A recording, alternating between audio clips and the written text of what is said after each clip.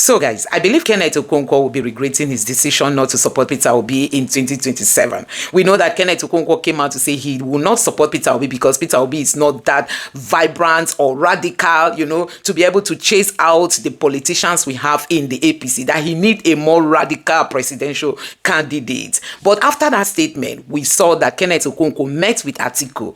One might be wondering, does he want to support Atiku for 2027? Anyway, guys, Kenneth Okonkwo was on Channels Television recently and granted an interview. And guess what? The headline of that interview says, Coalition's presidential ticket open for both North and South. One might be wondering if Kenneth Okonkwo will be supporting a Northerner to become president after Buhari's 8 years. Does it mean he wants to support Atiku? Because after that statement of not supporting Peter Obi, he was seen with Atiku. And the question remains, is Atiku more vibrant or is he more radical than Peter Obi? Anyway, guys, I'm just going to allow you to take a look at what happened. The coalition, which Kenneth Okonkwo is among those spearheading it, they applied to INEC for the registration of their political party. But guess what? That registration came with a very big blunder that has been trending on the social media. I'm just going to allow you to take a look at, how Arise Television has got to analyze it. Just take your time, watch this video, and drop your thoughts in the comment section below. Now, take a look. Well, before we begin what's trending, let's highlight some rather disturbing news. The Bayelsa State High Court Judge, Justice Omokri, was kidnapped over the weekend by gunmen in front of a popular eatery in Yenagoa. The incident occurred around 7 p.m. on Saturday night. Justice Omokri was with his 2 daughters and had stopped to buy bread when the kidnappers, who eyewitnesses described as masked armed men in black combat attire, resembling police or DSS operatives, attacked. Here is a video of the incident. They should not see you. My car is tinted. Okay. You can't off it. Now why are you owning it? Why off the car? Oh man, this is serious, man.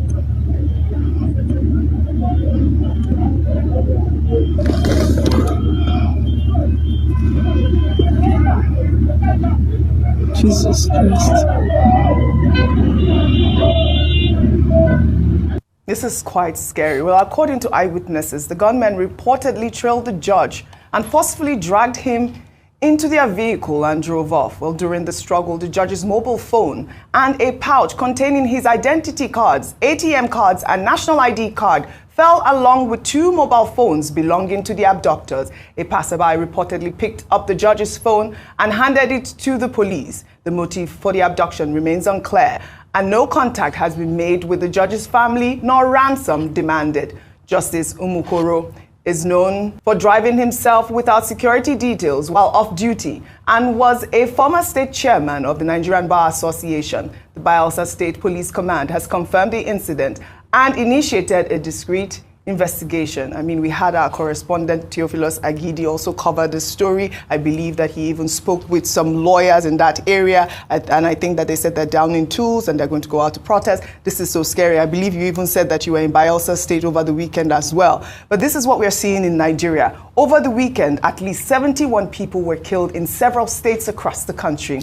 In Kebbi State, 30 lives were lost due to bandit attacks. In the Zuru communities, Reno State experienced a suicide bomb attack at a food joint in the Konduga local government area. Additionally, a bomb explosion occurred in Kano State, and mob action in Plateau State claimed the lives of 13 travelers in the Mangul district of Mangu local government area. President Bola Ahmed Tinubu, Vice President Kashim Shettima, and Governors Caleb Mutfwang of Plateau State and Uba Sani of Kaduna State have all condemned these attacks of violence. Vimbai, I mean, these stories that happened over the weekend, quite scary. We start with the judge, and 71 people across several states lost their lives over the weekend. The security situation is becoming alarming really quickly. It's extremely alarming. It's distressing, and especially because we're not really seeing a sense of urgency. Mm-hmm. We saw what happened in Benue. Yes, the president visited Benue, but what has followed up since then? He made a number of proclamations. Yes, we've seen some of the stakeholders have come together. They've started meeting, but we need urgency. And you know, what we said about Benue, Plateau, Borno, Kano, now you're looking at Bayelsa, is that this is something that is beyond talk shop. This is something that needs, whether it be state police or whether it be empowering communities, whatever it is, something needs to be done urgently. Now, we also have an issue because when we're dealing with insecurity, there are now two narratives around it, because the government maintains the position that these are political issues that can be dealt with by political solutions spearheaded by the governors of each state. But the people in most of these communities are still crying foul and saying that there's something more sinister at play. So, God, it's frustrating, but in the meantime, we need security restored in every corner of Nigeria urgently. My heart goes out to these families, and of course, the judge in Bayelsa State. I hope that the police, find him sooner than later. All right. So it just shows that the elite class is one. All right. And they should stop deceiving us. Very well said. Very well said. Well, in another development, opposition leaders under the coalition movement, led by former Vice President Atiku Abubakar and former Kaduna State Governor Nasiru El-Rufai on Friday, June 19th, applied to the Independent National Electoral Commission to register a new political party called the All Democratic Alliance ahead of the 2027 general election.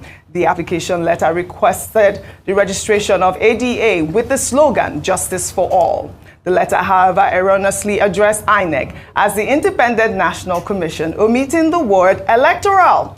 This clerical error has raised concerns about the validity of the application, as Nigerian electoral law requires strict procedural compliance for party registration. The letter was received by INEC on June 20th, but it remains uncertain if INEC will accept the application as is or request a corrected resubmission. Meanwhile, the coalition has released a campaign advertorial for the party. Let's take a trending all over social media over the weekend, Dr. Abati. But let me take Festus Keyamo's response to this registration. And, his tweet reads in part, he wrote, if they are thinking of recreating what the APC did in 2013, then this is nothing but a pedestrian joke, a complete mockery of the seismic political coalition that birthed APC in 2013. A few individuals exercising their constitutional right to form a new political party cannot be described as a coalition or even a merger. This is not different from several political associations springing up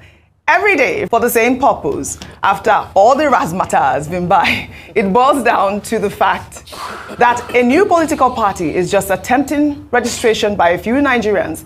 It is a disappointing anticlimax to all the preceding pomp and pageantry. That's Festus Keyamo right there. I mean, we did see that secular go around social media with that mistake. I mean, like I read, we don't know if they're going to ask for a resubmission. But I mean, also this party, what do you make of it really quickly? What do you call it? Wielding cutlass. Is that what you call it? Wielding cutlass. I mean, first of all, people were Ada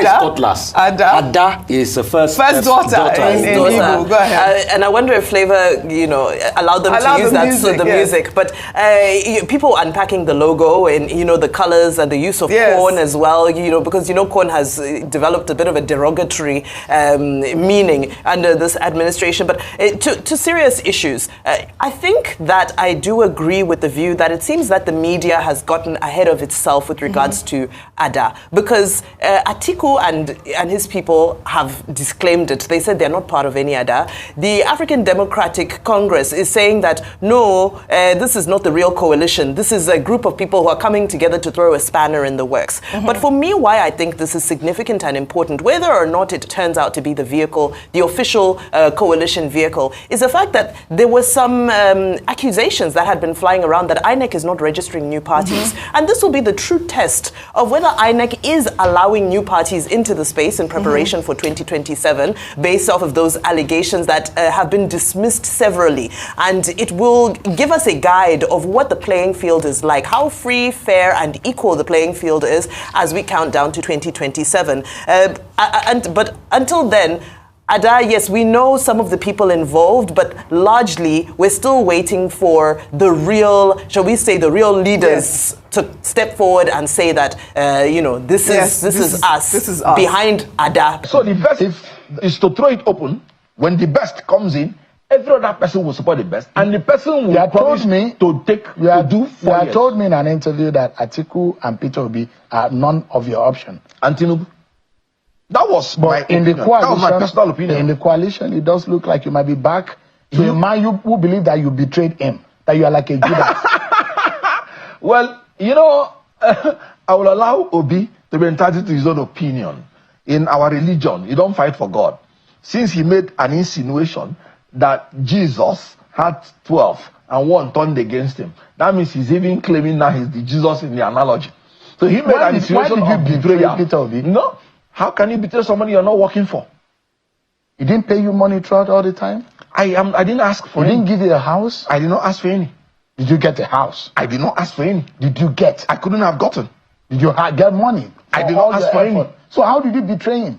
No, he should tell Were the you world. walking behind him, against him? When I worked for him, I never consulted any politician. And I'm making a public statement. I never talked with any political So you were party. 100% loyal to him? 100%. So why does he think that you had disloyal? When I left, I told the whole world. And your program was even one of those prior programs that I used to tell the whole world. You are in one of the committees working on the ground. Well, we want to operate in a manner that is not so. We don't want to like explain anything, but just know that I'm part of the coalition. And Mr. Peter Obi is there too. Atiku Abubakar is there. El-Rufai is there. Now, Nasir El-Rufai, David Mark. All of you are in that group. What is a coalition? Combine, an alliance for combined action. So it's open to everybody. How come that's affair? In Nigeria, a political party is constitutionally open to everybody. Now, if you want to be a part of a coalition, nobody's going to stop you. But at this stage of talking, you will know that there will always be different layers of talking, different committees set up. But I can tell you, the engine rooms of this coalition, a lot of them you don't even know. APC will not know what hits them coming 2027. When you are dealing with the ruling party and you're in your opposition party, you have to possess exceptional skills, exceptional attributes. You must have to be strong, but you should not be brutal. You should not be reckless, but you have to be courageous. You should not be priggish, but you have to be honest. You should not be proud, but you have to be confident. You should not be a braggart or self-conceited, but you have to be intelligent. You should not be sentimental, but you have to be very compassionate. And of course, you have to be charismatic. Now, all these attributes, if you don't have it, remember, you cannot outdo the ruling party in terms of resources.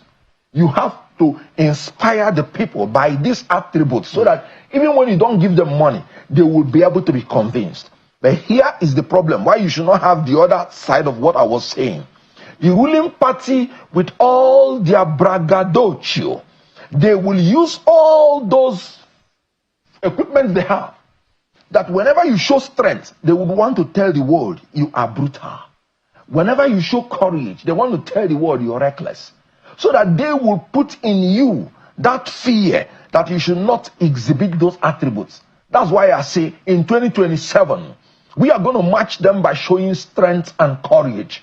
And they would never intimidate us by trying to make the world to think that we are reckless and that we are brutal.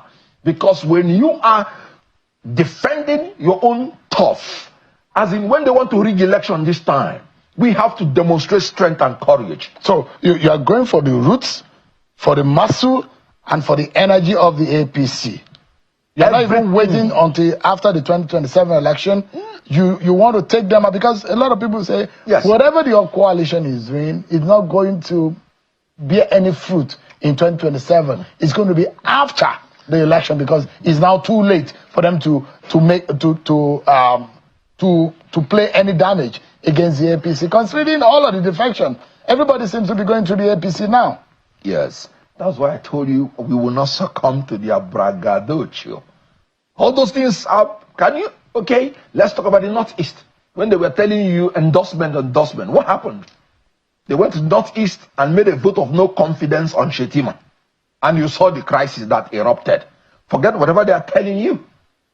They went to Northwest, and people were pulling down the billboards of Tinubu. They went to Benue, the same thing. And a man was on a television station and he told you, any arrangement, I don't care what it is, any arrangement that will take out Tinubu, I will be involved. That is the state that Nigerians have entered into. You're talking about suicide bombing, returning to Nigeria. A team was just cleared up in Borno in something that was anticipated because the governor kept shouting about it. You're talking about people now so jittery about their life that they can kill any foreigner around them. It happened in Plateau. It happened in Edo, just because communities are so tensed that any little thing makes them to start killing. If they do not defend themselves, they will be killed.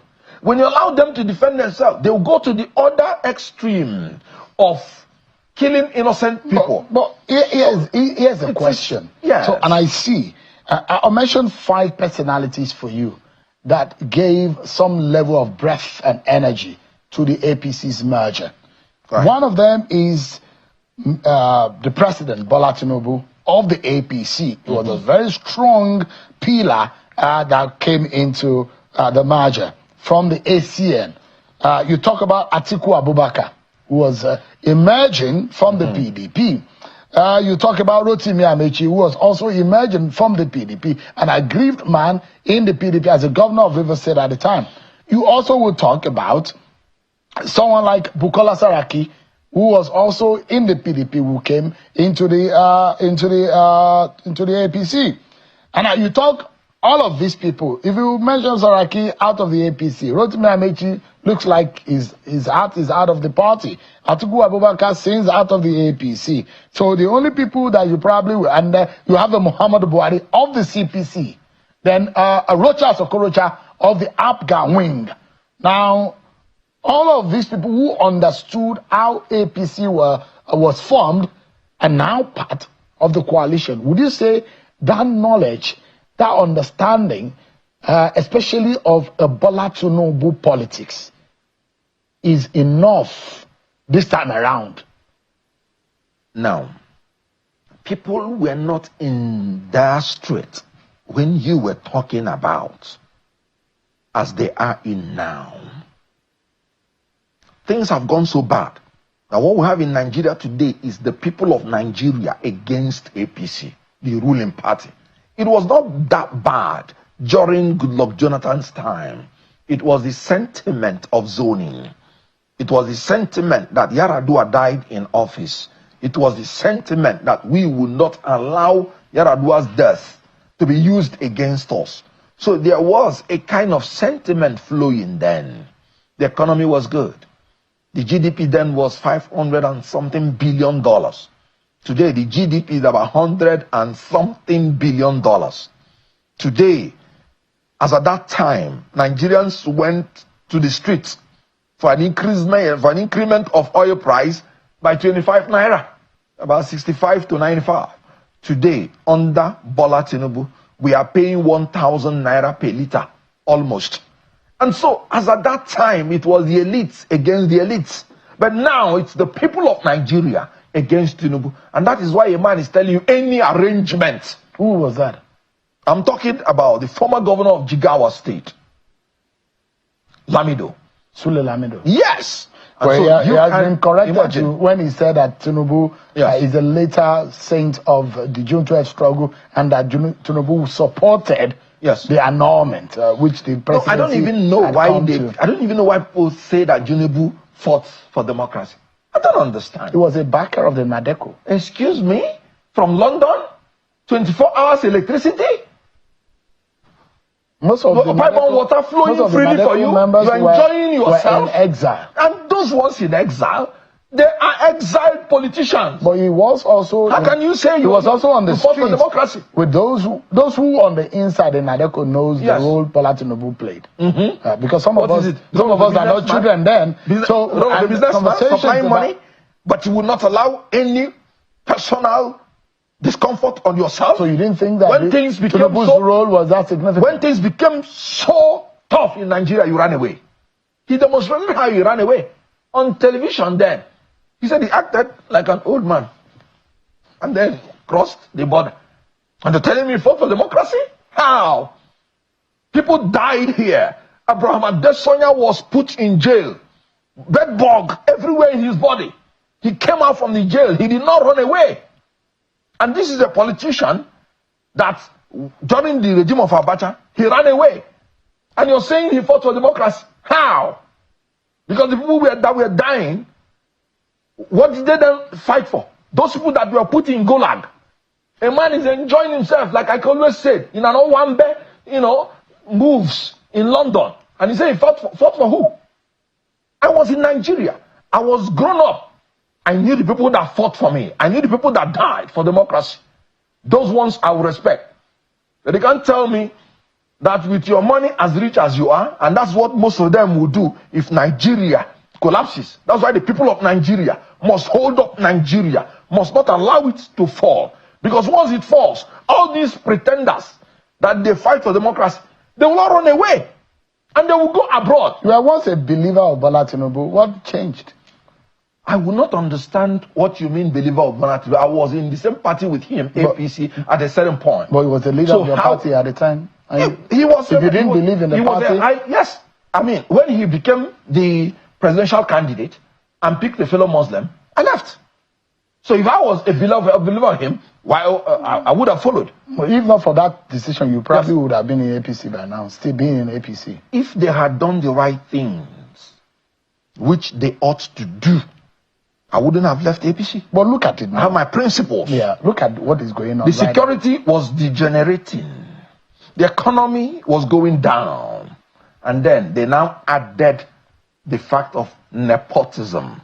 And then our inclusivity was destroyed under Bola Tinubu. So he even gave me no option.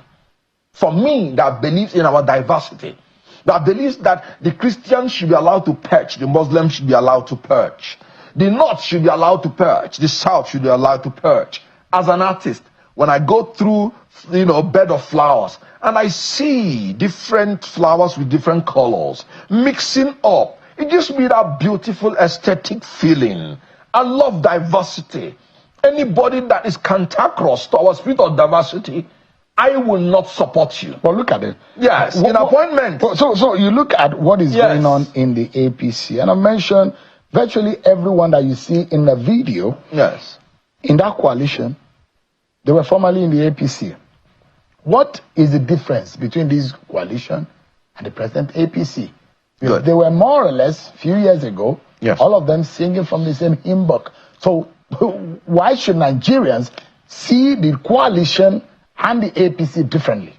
Now, everybody you see in APC, we are formerly in PDP, apart from probably Tinubu and Oshomole. Every other person came from PDP. So if I want to take your argument, that means we should go back that it is TPP. No, some people were in CPC, some were in ANPP. Some people have never been in PDP before. I agree. In the present We're talking APC. about in present situation. APC, in the present APC. I can mention list of people who have never been in PDP. No, we're talking about the prominent ANPP, ones. And good. You just named the ones that were in APC. Most of them came from PDP.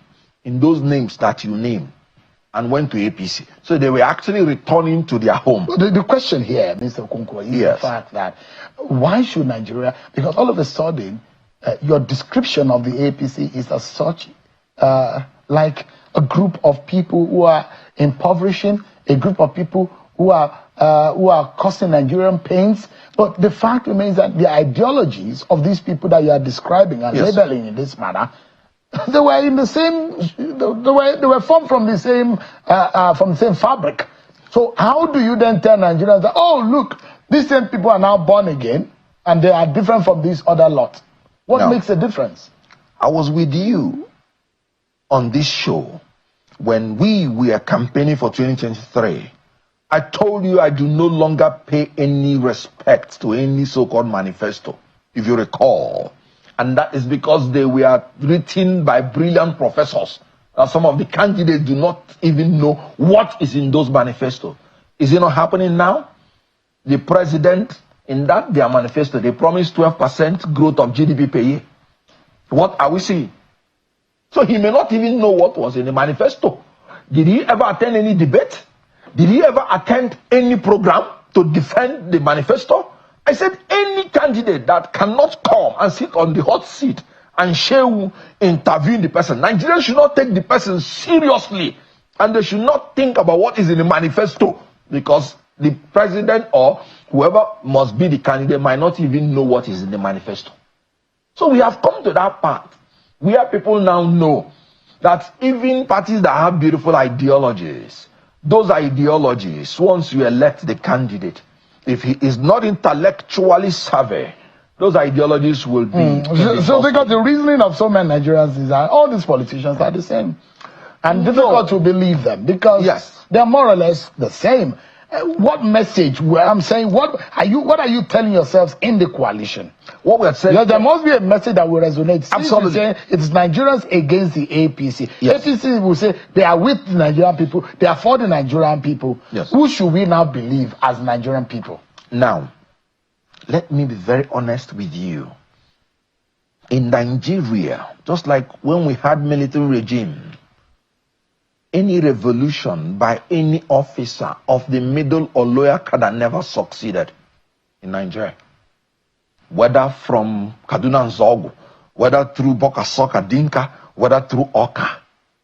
And there is a reason for that. And that is why in Nigeria, we need a man of conscience who is experienced, who might even be from the old cadre, but has made up his mind that he wants a new Nigeria. If you're expecting a younger person to come in the midst of these sharks, they will swallow him up. And I'm telling you, an Obama can come to Nigeria and will not win election. Not because people will not vote for him, but they will steal it from him. So what we have now in Nigeria is that we have a system that needs to be fought, that needs to be taken out. Can you trust the people we are seeing in that video? That the new wave of Nigerian politicians that are going to cause change? Because if some people have said Nigerians rejected PDP, yes, you are saying Nigerians no longer like APC, but these are a combination of the two parties. Okay, now let's look at it this way. Assuming an article comes into power, assuming, and takes us back to the Obasanjo years, he would have been a hero. He would have paid up all our debts. He would not acquire new debts. He would have made sure there's no security problem all around Nigeria. He was the vice president. I'm just using him as an example because he's the only person that has been in the presidency from 1999. Assuming he can even take us, because it is the terribleness of the successive government that keeps beatifying the predecessors. I never knew any government would be worse than Buhari's government. I must be very honest with you. Are you saying that the Tinubu government is the worst in the history of this country? Is that fair to say? How would Based on the policy direction of this government? How would I define a president that from the first day in office, when even there is a law that says fuel subsidy will go by June 30th, and the first thing you were able to say, fuel subsidy gone. And on top of it, you floated the naira. Who told you? Is it a bad thing to do? Flotation of the naira? Let me tell you. Isn't that what a lot of the economists were? It's a terrible thing to do. Let me tell you why. And I'm an economist. The only thing that will sustain your naira is a strong industrial base and a steady export market. What is sustaining your naira vis-a-vis foreign currency is not your ability to print more naira. It's your ability to export more products. Even when your naira is totally dependent on foreign consumption. That's what I'm saying. What are you producing? That's why you cannot float it. What you should do is to make policies and implement policies that will sustain naira. How do you do it? You must endeavor to put in policies that will stop and minimize your import, so that your export will be higher, so that the demand for naira will be higher than the demand for So it was us. a bad decision as far as Very concerned. terrible. But let me ask you quickly, sir. And the policies they are implementing, they're increasing importation more. Now, They just liberalize your importing rice again, importing this, and that is why the people that are producing locally are folding up and suffering. let's come to this and quickly. There are those who believe that Tinubu will have an easy walk to victory in 2027. That in fact, his 33% victory margin will be doubled in 2027. Yes. Are you worried about that? That's why I told you that it's braggadocio. Mere bragging. So Where is the vote coming from? You think it cannot happen? Nigerians would rather not go and vote at all. Their party controls more than half of the state of the federation. More people endorsed Goodluck Jonathan So that could be a for template. 2015 election. Are you They are endorsing Tinubu. Are you aware that? And yet, are Jonathan you lost the aware election. that there are those who are saying that the chairmanship, the pro tem chairman, is a southern man? It means that there's a likelihood that the new coalition candidate, presidential candidate, might come from the north. I have said it clearly. Nobody is going to stop anybody from contesting for the presidential ticket in the coalition. Nobody. So an El-Rufai can be a candidate. If he and wants to. Atiku can be a candidate. Yes. Even when there is a Buhari of 8 years, Bola Tinubu of 4 years. And that is would that be a balance in the minds of Nigerians? No. Let's come. That is why I am going to support, after this time around, one term for any executive position, one term of 6 years. Because these 2 terms bring us into confusion when somebody had taken 1 term. Why? Politicians have shown that it's very difficult to trust, even when the person promises 1 term. So if somebody had taken a term from the south and it is in middle of the game and the person is not performing like Tinubu, you're going to get into a problem. If you get another southerner, he's going to be there for 8 years. The north will say, no, this is injustice. Nobody will allow Tinubu to continue. Let's close quickly. And just in less than 60 seconds. So the best is to throw it open. When the best comes in, every other person will support the best, and the person will promise me to take you have years. told me in an interview that Atiku and Peter Obi are none of your option. And Tinubu. That was my in the opinion. That was my personal coalition. opinion. In the coalition, it does look like you might be back to a man who believe that you betrayed him, that you are like a Judas. Well, you know, I will allow Obi to be entitled to his own opinion. In our religion, you don't fight for God. Since he made an insinuation that Jesus had 12 and 1 turned against him, that means he's even claiming now he's the Jesus in the analogy. So he made an insinuation why of did you betray betrayal. Peter Obi? No. How can you betray somebody you're not working for? He didn't pay you money throughout all the time? I didn't ask for He any. didn't give you a house? I did not ask for any. Did you get a house? I did not ask for any. Did you get? I couldn't have gotten. Did you get money? I did not ask for any. So how did you betray him? No, he should tell Were the you world. working behind him, against him? When I worked for him, I never consulted any politician, and I'm making a public statement. I never talked with any political So party. you were 100% loyal to him? 100%. So why does he think that you had When I left, I told the whole world. And your program was even one of those programs that I used to tell the whole world. So guys, you can see what is happening when it comes to Kenneth Okonkwo joining the coalition. One might be wondering, why is Kenneth Okonkwo leaving light to pursue darkness? You know, because I don't see anything that, I don't see anything that makes Atiku a more presidential candidate like Peter Obi. I don't see the credibility of Atiku. I don't see, I don't see anything that is making Kenneth Okonkwo to want to support Atiku, because we know that people said his allegiance is now to Atiku, although he has not come out to say it openly, but we know that Atiku met him after, he said he was not going to support Peter Obi again. Either Atiku visited him or he visited Atiku, and all that. So there are a lot of things going on, considering the fact that Kenneth Okonkwo says he wants a better Nigeria, if indeed he wants a better Nigeria, is he supposed to be supporting Atiku? Is he supposed to support Atiku? That is the question Nigerians are asking, considering the fact that Peter Obi has the credibility. Peter Obi has this. What we need in this country is it not to end corruption, which Peter Obi is going to do speedily. What we need in this country is it not to end, using institutions to support ruling parties, as in building institutions that people can trust, like the judiciary, the police, and all that. Is it not what investors are looking for? Is it not?